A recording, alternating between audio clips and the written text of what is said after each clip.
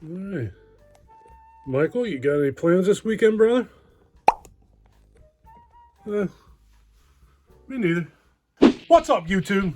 This is John from Project Ellsworth, and I'm back with you today to give you my review of the 2002 film Hellraiser, Hellseeker.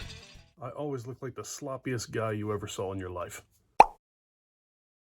Hey, watch it now.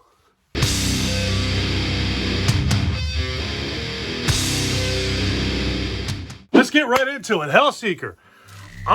This movie begins with husband Trevor and wife Kirsty, yes, that Kirsty, driving down the road in a car. Of course, they're in a car. What else would they be in? Truck, whatever. Car. Driving down the road in a car. Shit goes wrong in the car. They go flying off a bridge into a river. Trevor gets out of the car. He struggles to get his seatbelt off. He finally does, gets the door open, goes up for air, comes back down, can't get Kirsty out of the car. So, she's gone. The next thing we see is him waking up, dressed and dry, in a hospital, talking to some nurse. I'm assuming she's a nurse. And from this point forward, the movie is pretty confusing. What happened, what didn't happen, what was real, what wasn't real. Is Kirsty dead? Is Kirsty alive? If she's dead, who killed Kirsty? And here's another key point. They couldn't find her body when they pulled the car out of the water. Well, they couldn't find. When they pulled the car out of the water, her body was not in the car. So you got all this going on. It was very confusing, but in the end, it actually ties together pretty nicely. I don't want to give too many spoilers about it. I don't want to give... I'm tired of doing these movie reviews and giving you guys too much plot, so I'm not doing that today. So, husband and wife go off a bridge. Husband gets out of the car. Wife's nowhere to be found.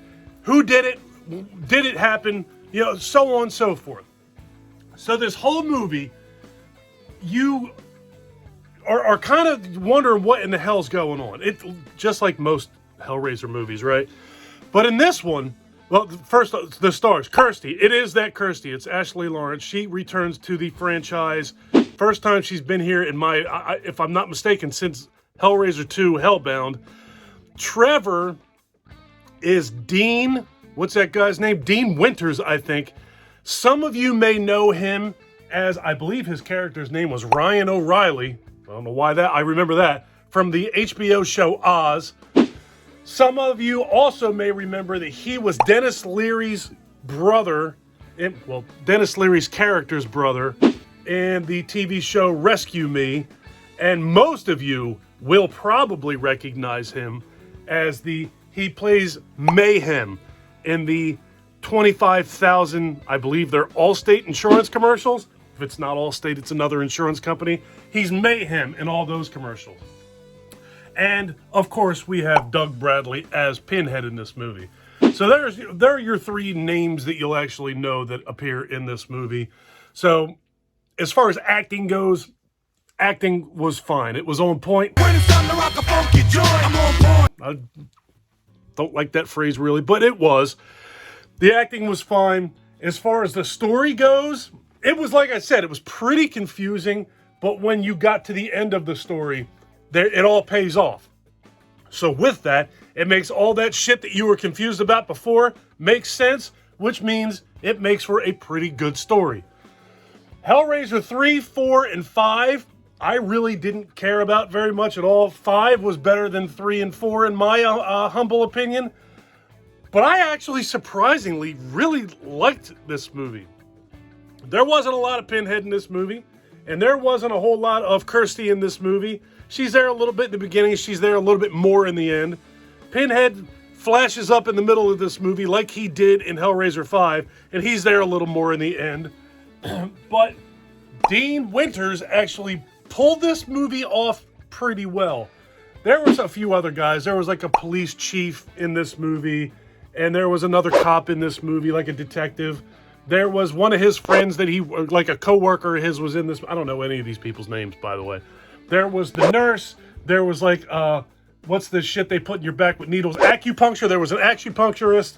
There was a neighbor in this. There was a whole bunch of other different characters. His boss were thrown in this movie. Nobody that I recognized as being someone I'd ever seen before. But they all played their roles pretty convincingly. It was they all did well, well enough. As far as special effects goes, there wasn't tons of them. What was there was actually pretty good. It wasn't bad. There was one scene where like a giant eel comes out of Dean Winter's mouth, which was, parts of it looked pretty good, parts of it looked kind of silly, but the end result was it wasn't terrible, it wasn't great, it was, I guess, middle of the road. What do you want, 2002, who knows? There was one glaring, I don't even know if you can call it a special. It was a special effect where the police chief is standing on the other side of like an iron cell door and pardon me, nasty. Like a secondary head comes out of the back of his head. That was pretty god-awful terrible. Calling that special is a stretch. We'll just call that an effect. There was that effect. That's CGI. Like classic 90s and 2000s CGI is exactly what that was. Where it looks so ridiculous that you almost like you give it a pass. Because it looks so dumb that you have to think that they really didn't try. So there was that effect. Then there was like a lot of, you don't see a lot of gore being carried out in this movie. You see a lot of the after effects of murders and of what Cenobites do and so on and so forth. But you don't see it actually happen. You just see, it's one of those, what you don't see is scarier than what you do.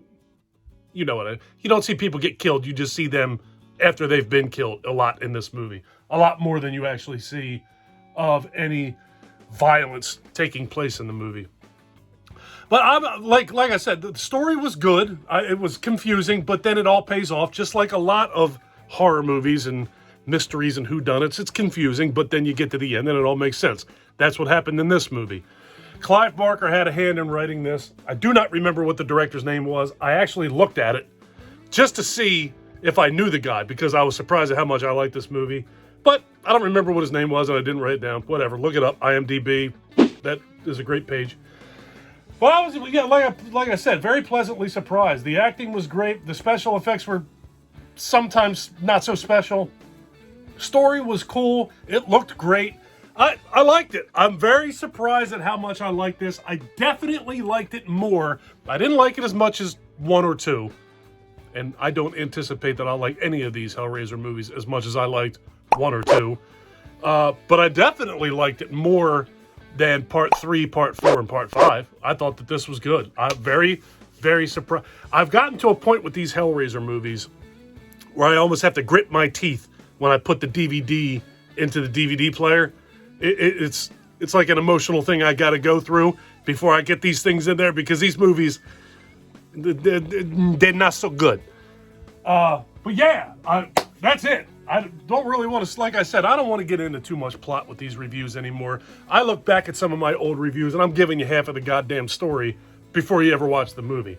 I'm telling you, in my opinion, this, in the first 6 Hellraiser movies, this is probably the 3rd best, in my opinion. I'm getting out of here. Leave me some comments down below and let me know if you guys have seen Hellseeker and where it falls in your ranking of what you've seen in the Hellraiser franchise. If you've seen them all, if you've seen a couple, whatever. Tell me how you feel about Hellseeker. I thoroughly enjoyed this movie. I actually was very, very pleasantly surprised with this one. I'm getting out of here. If you guys like this video, please give me a thumbs up. If you really like this video and you've been enjoying my content up to this point, please do me a huge personal favor. Click that subscribe button and ring that bell. Take care of yourself. Take care of each other. Have a kick-ass day.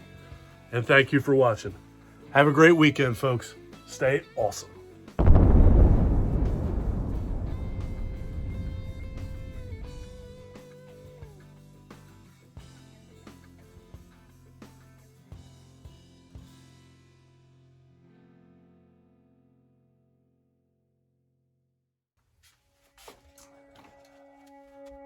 What's up, YouTube?